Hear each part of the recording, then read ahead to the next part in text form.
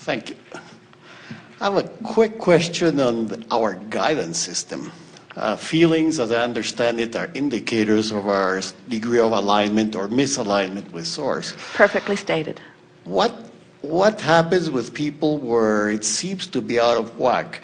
I'm thinking of individuals, for instance, who have bipolar disease, where apparently they are feeling wonderful, on top of the world one moment, and a little later they are in deep depression, and then they're back again, and so on and so forth. What you are describing is someone who has, through life, parlayed a very big expanse between some thoughts they think and other thoughts they think. In other words, when you know what you don't want, when you sort of know what you don't, if someone called you on the telephone and said, hello, you don't know me, I'm just calling to tell you I will never call you again, it would not be much of a problem to you. Mm-hmm.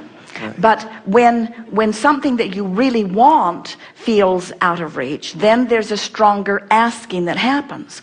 So these are people who have been exploring life, but who have, for the most part, been holding themselves apart from their own expansion. So they've really expanded, but they don't usually let themselves go.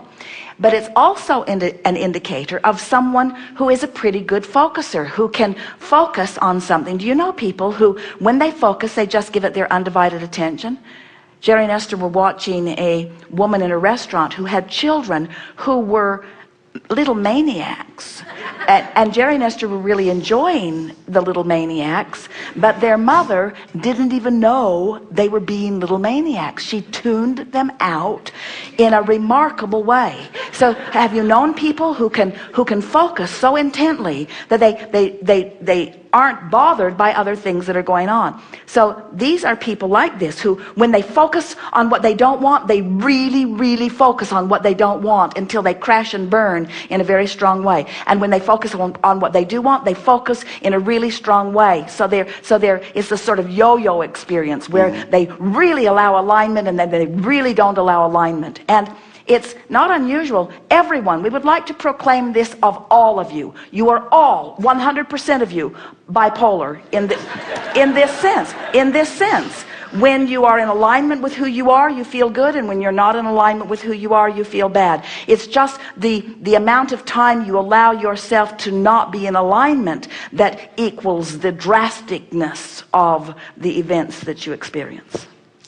And there are other people, like, I understand, I've never met one so far as I know, but psychopaths who apparently are not able to feel at all, no matter how much out of alignment they are. Well, now think about it. We'll talk about this briefly, but if you're in absolute despair, you don't have access commonly to joyful thoughts, because if you've been beating the drum of despair, let's say you were badly abused, let's say that you had the joyous life sort of beaten out of you at an early life, and so despair was something that you chronically knew. You were afraid, and you felt no freedom, and you were not appreciated, you were treated with disdain, and so enough of that going on, you're going to begin to practice thoughts that are really far from the thoughts that your inner being has about you, until eventually you could sort of lose your connection with who you are.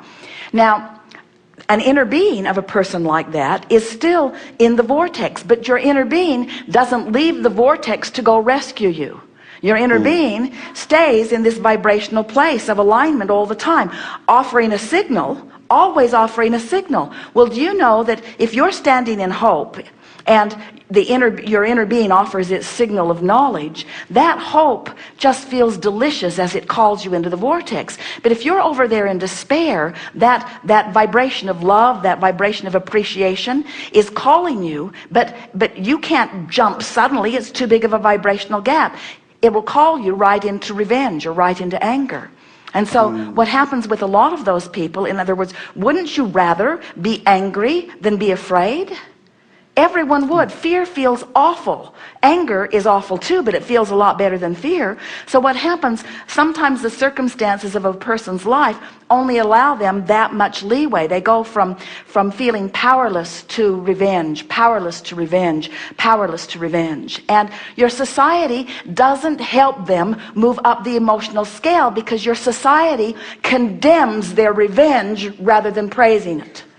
In other words, somebody who understood the emotional scale, somebody that understood that that person deserves to feel better and does feel better in his rage, could call him into rage, and then could call him into less rage, and then could call him into anger, and then could call him into overwhelmment, and eventually could call him into hopefulness and right into the vortex, you see.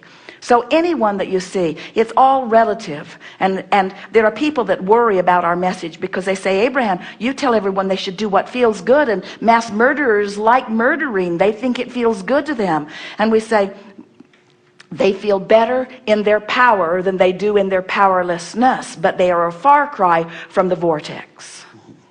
Thank you very much. Yes, indeed. Second row.